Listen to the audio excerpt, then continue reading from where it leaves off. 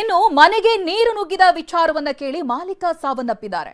ನಡೆದಿರುವುದು ಬೆಳಗಾವಿ ಜಿಲ್ಲೆ ಗೋಕಾಕ್ ನಗರದಲ್ಲಿ. ನಿನ್ನೆ ಸಂಜೆ ಮನೆಗೆ ನೀರು ನುಗ್ಗಿದ ವಿಚಾರವನ್ನ ತಿಳಿದು ಸಾವನ್ನಪ್ತಾರೆ. 80 ವರ್ಷದ ದಶರಥ ಬಂಡಿ ಅನ್ನೋರು ಹೃದಯಾಘಾತದಿಂದ ಸಾವನ್ನಪ್ಪಿದ್ದಾರೆ. ಇನ್ನು ಅವರ ಅಂತ್ಯ ಸಂಸ್ಕಾರವನ್ನ ಮುಗಿಸಿ ಬರೋವಷ್ಟರಲ್ಲಿ ಮನೆ ಮುಳುಗೇ ಹೋಗಿದೆ. ರಾತ್ರೋರಾತ್ರಿ ಉಟ್ಟ ಬಟ್ಟೆಯಲ್ಲಿ ಮನೆಯಿಂದ ಬಂದಿದ್ದೇವೆ. ಗೋಕಾಕ್ ನಗರದ ಉಪ್ಪಾರಗಲ್ಲಿ ನಿವಾಸಿ ಲಕ್ಷ್ಮಿ ತಮ್ಮ ನೋವನ್ನ ಹೇಳ್ಕೊಂಡಿದ್ದಾರೆ. ಮಕ್ಕಳು ನಾಯಿ ಮರಿಗಳ ಜೊತೆಗೆ ಕಾಳಜಿ ಕೇಂದ್ರಕ್ಕೆ ಶಿಫ್ಟ್ ಆಗಿದ್ದಾರೆ. ಅಯೋಮಯ ಸ್ಥಿತಿಯಲ್ಲಿರುವಂತಹ ದಶರಥ ಬಂಡಿ ಕುಟುಂಬ ನೋಡಿ, ಆ ಭಯಕ್ಕೆ ಅವರು ಸಾವನ್ನಪ್ಪಿದ್ದಾರೆ. ಅಕ್ಕಪಕ್ಕದ ನಿವಾಸಿಗಳ ಮನೆಗಳು ಜಲಾವೃತವಾಗ್ತಾ ಇರೋದನ್ನ ನೋಡಿ ನಮ್ಮ ಮನೆಗೂ ಕೂಡ ನೀರು ನುಗ್ಗುತ್ತೆ ಅನ್ನುವಂತ ಭಯದಲ್ಲಿ ಹೃದಯಾಘಾತಕ್ಕೆ ಬಲಿಯಾಗ್ತಾರೆ. ಬೆಳಗಾವಿ ಜಿಲ್ಲೆ ಗೋಕಾಕ್ನಲ್ಲಿ ನಡೆದಿರುವಂತಹ ಘಟನೆ. ಬೆಳಗಾವಿಯಲ್ಲಿ ಯಾವ ರೀತಿಯಾಗಿ ವರುಣಾರ್ಭಟ ಇದೆ ಅನ್ನೋದನ್ನ ತೋರಿಸ್ತಾ ಇದ್ವಿ.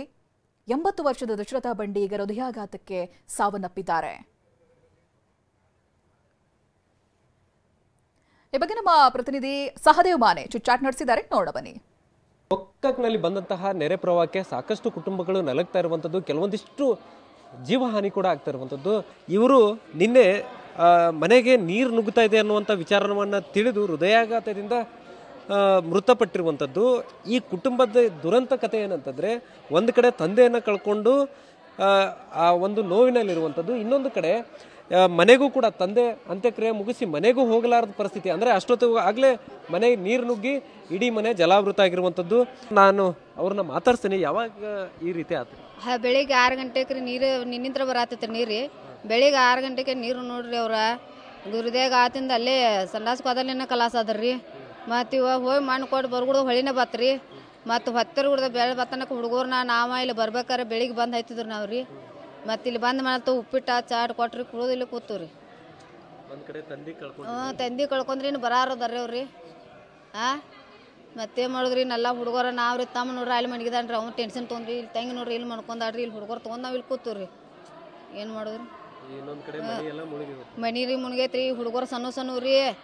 ಈ ಹುಡುಗರು ಆಟಕ್ಕೆ ಬಿಡೋರು ಆಡೋರಿ. ಇಲ್ಲೆಲ್ಲ ಹಿಡ್ಕೊಂಡು ಕುಂಡ್ರು ಆಗೈತ್ರಿ. ನಾಯಿಗಳು ಒಂದು ಎರಡದಾವ್ರಿ, ಅವ್ನು ಹಿಡ್ಕೊಂಡು ಕುಂಡ್ರು ಆಗೈತ್ರಿ. ಏನು ಮಾಡಿದ್ರಿ ಎಲ್ಲ ಟೆನ್ಷನ್ ಹೆಚ್ಚಾಗೈತ್ರಿ. ಇದು ವರ್ಷ ಹಂಗದ ರೀ. ನಿಮ್ಮ ತಂದೆಯವರು ಯಾವಾಗ ಹಿಂಗೆ ಮನೆ ಕಟ್ಟಿ ಕಷ್ಟಪಟ್ಟು ಕಟ್ಟಿದ್ರು, ನೀರು ಬಂತು ಪರಿಸ್ಥಿತಿ ಗಂಭೀರ ಆಕೈತೆ ನಮ್ದಂತ ಟೆನ್ಷನ್ ಮಾಡ್ಕೊಂಡ್ರಿ. ಅವ್ರಿಗೆ ಹೃದಯಾಘಾತದಿಂದ ಹೆಚ್ಚಿದ ಟೆನ್ಷನ್. ಅಂದ್ರೆ ಅವ್ರಿಗೆ ಏನಾರು ಹೊಳೆ ಬರಾಕತ್ರಿ ಟೆನ್ಷನ್ ಹೆಚ್ಚದ್ರಿ. ಎಲ್ಲಿ ಓದೋದ, ಎಲ್ಲಿ ಹೋಗೋದ, ಎಲ್ಲಿ ಜಾಗ ಸಿಗ್ತಿ ಅವತ್ತು ಹೇಳ್ದಾಗ ಎಲ್ಲಿ ಹೋಗೋದ, ನೀರು ಯಾವ್ದಾಗ ಎಷ್ಟು ಬರ್ತೈತೆ ಏನು ಗೊತ್ತ್ರಿ. ಹಿಂಗಾಗಿ ಟೆನ್ಷನ್ ಭಾಳ ತೊಗೊಂಡ್ರಿ ಅವ್ರು. ಈ ಹುಡುಗರು ಪಡ್ಗೋರು ತೊಗೊಂಡು ಎಲ್ಲಿ ಹೋಗೋದ. ಇನ್ನು ಇವ್ ನಾಳೆ ಇನ್ನೂ ಮಾಡೋದೈತ್ರಿ. ಈಗ ಹೊಳಿ ಬರಂತ ಏನು ಮಾಡಿಲ್ರಿ. ಮಣ್ಣಷ್ಟು ಕೊಟ್ರಿ, ಮುರ್ಕೊಳ್ಳಷ್ಟು ಮಾಡಿದ್ರಿ. ಇನ್ನೇ ಉಳ್ಕಿದ್ ಏನು ಮಾಡಿಲ್ರಿ. ಇನ್ನೆಲ್ಲ ಮುಂದೆ ಮಾಡಿದ್ರಿ. ಹೊಳಿ ಇಳಿಬೇಕಲ್ಲ, ಇನ್ನೂ ಬರಾಕತ್ತೈತಿ ನೀರು ಹೆಚ್ಚು ಬರತೈತ್ರಿ. ಏನು ಮಾಡ್ಬೇಕು ನಮಗೂ ತಿಳಿವಾತ್ರಿ. ಈ ಒಂದು ಮನೆಯಲ್ಲಿ ಒಂದು ಸಾವಾಗಿದೆ, ಅದರ ಜೊತೆಗೆ ಕೆಲವೊಂದಿಷ್ಟು ಶಾಸ್ತ್ರಗಳನ್ನು ಮಾಡಬೇಕಾಗತ್ತೆ. ಯಾಕಂದರೆ ಸಾವಿನ ನಂತರ ಅವೆಲ್ಲವನ್ನು ಕೂಡ ಈಗ ಮಳೆ ಒಂದು ಕಡೆ, ಇನ್ನೊಂದು ಕಡೆ ನೆರೆ ಪ್ರವಾಹ ಬಂದಿರುವಂಥ ಕಾರಣಕ್ಕಾಗಿ ಸದ್ಯಕ್ಕೆ ಏನೂ ಮಾಡದ ಸ್ಥಿತಿಯಲ್ಲಿ ಆ ಕುಟುಂಬ ಇರುವಂಥದ್ದು. ಕುಟುಂಬದ ಎಲ್ಲ ಸದಸ್ಯರು ಕೂಡ ಒಂದು ಕಡೆ ಸಂಕಟ, ಮತ್ತೊಂದು ಕಡೆ ಇರೋ ಮನೆ ಕೂಡ ಏನಾಗುತ್ತೆ ಅನ್ನುವಂತಹ ಚಿಂತೆಯಲ್ಲಿರುವಂಥದ್ದು. ಕ್ಯಾಮರಾಮನ್ ಪ್ರವೀಣ್ ಜೊತೆ ಸಹದೇವ್ ಮನೆ, TV9 ಬೆಳಗಾವಿ.